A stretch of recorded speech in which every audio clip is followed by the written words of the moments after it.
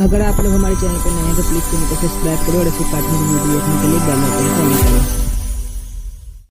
मधु ने एक झोपड़पट्टी में बच्चे को जन्म दिया। उसके पास उसका बॉयफ्रेंड राज भी मौजूद था। राज, अब मेरे अंदर की ममता जाग चुकी है। कल मेरी शादी है, पर रात में तुम मुझसे मिलने आओगे ना मेरे बच्चे को लेकर? कमाल है। अरे अगर मैं तुम्हारे ससुराल आया तो वो लोग मुझे मार मार कर भरता बना देंगे। चिंता मत करो, मैं किसी भी बहाने छत पर ही सोऊंगी। तुम जानते ही हो मेरे बाल जादुई हैं। मैं अपने बाल लंबे कर दूंगी जिसमें लटक कर तुम ऊपर आ जाना। अगले दिन मधु की शादी हो गई। ससुराल पहुंचते ही सासू माँ, गांव की सभी औरतें एक एक करके मेरा पल्लू हटाकर मुझे देखेंगी। इससे अच्छा होगा कि मैं एक साथ पल्लू हटा दूं और सारे लोग एक साथ देख ले। बहू, ये सब पुरानी परंपराएं हमारे बूढ़े बुजुर्ग बना कर गए हैं और हमें उसे निभाना होगा। सासू माँ, जो रस्म घंटों में हो रही है वो मिनटों में हो जाएगी। वैसे भी शादी में मैं भी थक गई हूँ, आप लोग भी थक गए होंगे। अरे ठीक है माँ, मुझे लगता है मधु कुछ ज्यादा ही थक गई है।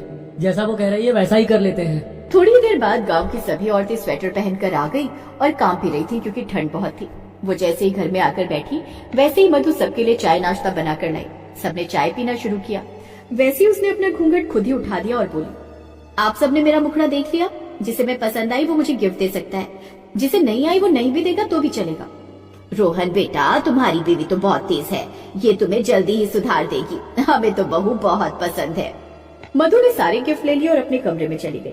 सभी औरतें उसकी हरकत देखकर हैरान हो गई, लेकिन वो फिर चाय नाश्ता करके अपने अपने घर चली गई। सास मधु के कमरे में आई तो वो अपने कमरे में मिली ही नहीं। बाहर आकर देखा तो वो किचन में खाना बना रही थी।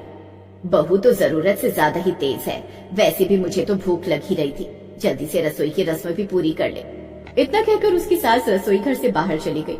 इतने में ही मधु ने चुपके से सबके खाने में नींद की दवा मिला दी। ये उसने क्यों किया आगे पता चल जाएगा। सभी ने खाना खाया और सो गए। इधर आज मधु और रोहन की सुहागरात थी। रोहन, आज तो हमारी सुहागरात है, जल्दी से इसे भी मना लेते हैं। हाँ मधु, आज हमारी सुहागरात तो है, लेकिन तुमने इतना अच्छा खाना बनाया कि खाकर मुझे बहुत नींद आ रही है।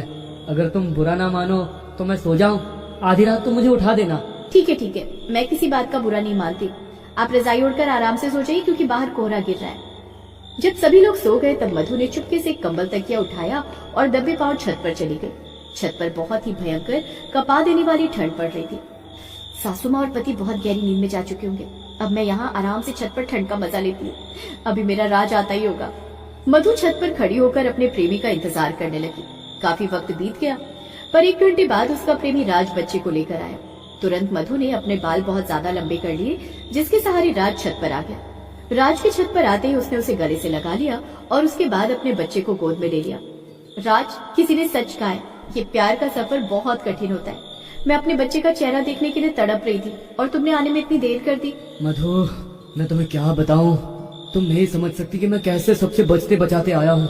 मैं मानता हूँ कि मैं अकेला ही रहता हूँ, लेकिन अगर मैं बच्चे को बाहर निकालता तो सभी लोग मुझसे सवाल पूछते कि बच्चा किसका है। इसीलिए जब आसपास की सभी दुकानें बंद हो गई, सभी लोग सो गए, तब मैं अपने बच्चे को लेकर तुम्हारे पास आया हूँ। हमारे प्यार की निशानी देख रही हो, कितनी खूबसूरत लग रही है इस चांदनी रात में। यहाँ ज्यादा देर खड़े मत रहो, चलो अपने बच्चे को कंबल के नीचे सुला देते हैं, वरना उसे ठंड लग जाएगी। देख रहे हो कितनी ठंड पड़ रही है। अरे बच्चे की फिक्र मत करो, मुझे तुमसे ज्यादा अपने बच्चे की फिक्र है। इसे मैं अपने जैकेट के अंदर रख कर लाया हूँ। खैर, छत पर ही मधु ने बिस्तर बिछाया। उसके बाद कंबल के अंदर अपने प्रेमी राज और अपने बच्चे के साथ ही सो गई। लेकिन सुबह 4 बजते ही उसने अपने बच्चे और राज को सीढ़ी के सहारे बाहर भगा दिया और वो वहीं छत पर ही लेटी रही। रात भर मधु ठीक से सो नहीं पाई, इसलिए उसकी नींद गहरी हो गई। 6 बजे सुबह उसकी सास छत पर आ गई।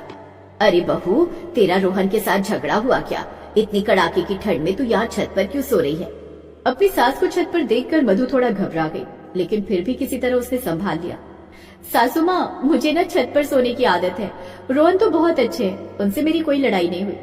दरअसल जब तक मैं आसमान के तारे न देख लूं तब तक मुझे नींद नहीं आती। चलिए, मैं आप सभी के लिए चाय नाश्ते का इंतजाम करती हूँ। मधु ने अपनी सास को कुछ बोलने ही नहीं दिया और वो नीचे आ गई। उसके बाद वो चाय नाश्ता बनाने लगी।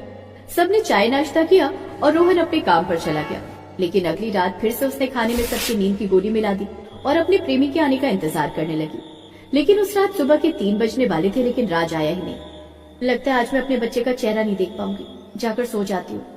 मधु वहाँ से जाने वाली थी कि तभी वहाँ पर राज आ गया। मधु के लंबे बालों में लटक कर राज ऊपर आ गया।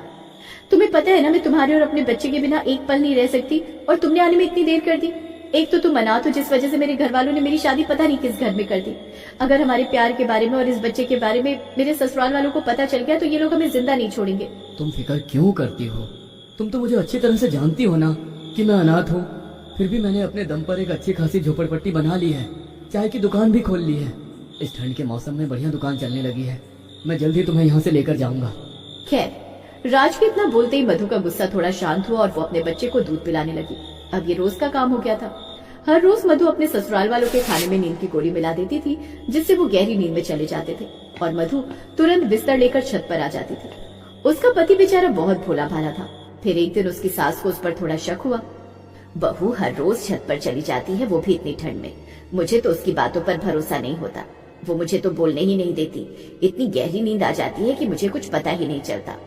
मधु जब रात में खाना बना रही थी तब उसकी सास दूर से चुपके से उसे देखने लगी। अंत में उसने देखा कि मधु खाने में नींद की गोलियां मिला रही थी। ये देखकर उसकी सास को बहुत अचंभा हुआ, लेकिन फिर भी उसने वहां कुछ हरकत नहीं की और वापस अपने कमरे में आ गई। अच्छा, तो ये मामला है। लेकिन मधु आखिर ऐसा करती क्यों है? आज किसी भी कीमत पर मैं सोऊंगी नहीं। खैर, रात में सभी लोग खाना खाने लगे। उसकी सास ने भी पूरा खाना खा लिया। फिर सभी लोग अपने अपने कमरे में सोने चले गए। बहू को लगता है कि वही समझदार है, हम लोग तो जैसे बेवकूफ है। मुझे नींद से छुटकारा कैसे पाना है, सारे नुस्खे पता है। उसकी सास ने ढेर सारा नींबू पानी पी लिया और सिर्फ सोने का नाटक करने लगी। करीब आधी रात में उसने देखा कि मधु चुपके से अपने कमरे से निकली, फिर अपनी सास के कमरे की तरफ देखा और छत पर चली गई। लगभग 1 घंटा बीत जाने के बाद उसकी सास चुपके से उठकर धीरे धीरे कदमों के साथ छत पर आई तो उसने देखा कि मधु किसी लड़के को गले से लगाए हुए थी और मधु के हाथ में एक बच्चा भी था। ये देखकर मधु की सास के पैरों के नीचे से जमीन ही खिसक गई। अच्छा, तो इसलिए तू इतनी ठंड में भी छत पर सोती थी? निकल जा इस पाप को लेकर मेरे घर से। तभी अचानक सास का पैर फिसला और वो छत से नीचे की तरफ गिर गई। मधु ने तुरंत अपने बाल लंबे किए और अपनी सास को अपने बालों में लपेटकर ऊपर खींच लिया। बहू, आज तूने मेरी जान बचाकर मुझ पर एक कर्ज लाद दिया है। अब तुम लोग मुझे अपनी सारी कहानी बताओ, क्योंकि अगर तुम दोनों इतनी ठंड में छत पर पूरी रात बिता सकते हो तो तुम दोनों के प्यार में कुछ ताकत तो होगी ही। सासू माँ, मुझे यकीन नहीं हो रहा कि आप इस तरह की बातें कर रही हैं। सबसे पहले तो मैं आपसे माफी मांगना चाहूंगी कि इतने सीधे साधे परिवार से मैंने झूठ बोला, लेकिन ये मेरी मजबूरी थी। मैं राज से प्यार करती थी, पर ये अनाथ लड़का है जिस वजह से मेरे घर वाले इससे मेरी शादी नहीं कर रहे थे और जबरदस्ती मेरी शादी आपके अमीर बेटे के साथ कर दी। ये हमारा बेटा है, प्यार की निशानी। अब आप ही बताइए मैं क्या करती? एक माँ अपने बेटे से अलग कैसे रह सकती है? मुझे पता है अब हमें घर से निकाल देगी, फिर मेरे मायके वाले भी अपने घर में नहीं रखेंगे। हमारी जिंदगी बर्बाद हो जाएगी। आपको जो सजा देनी है दे सकती हो। तुम आजकल की लड़कियां भी ना प्यार तो कर लेती हो लेकिन डरती बहुत हो। अगर ऐसा कुछ था तो तुम्हें मुझे बताना चाहिए था एक बार। मैंने भी तुम्हारे ससुर जी से लव मैरिज ही की थी, साथ जीने मरने की कस्में खाई थी, लेकिन वो पहले ही निकल लिए। इसलिए मैं प्यार को समझती हूँ। ओए लड़के, तू मुझसे वादा कर कि तू मेरी बेटी को हमेशा खुश रखेगा। मधु बेटा, अब तू मेरी बहू नहीं बेटी है। मैं बेटी के रूप में तेरी शादी करवाऊंगी। रोहन को मैं समझा दूंगी, वो भी मेरे जैसा ही समझदार है। अपनी सास के ख्यालात जानकर मधु की आंखों में आंसू आ गए। उसने अपनी सास को गले लगा लिया। अगले ही दिन उसकी सास ने मधु की शादी राज के साथ कर दी। राज अब रोहन की कंपनी में काम करने लगा और अपनी जिंदगी अच्छी तरह से बिताने लगा। 1 साल बाद मधु ने अपनी ही एक बहुत ही खूबसूरत पुरानी सहेली से रोहन की शादी करा दी और चारों लोग एक ही घर में खुशी खुशी अपने बच्चे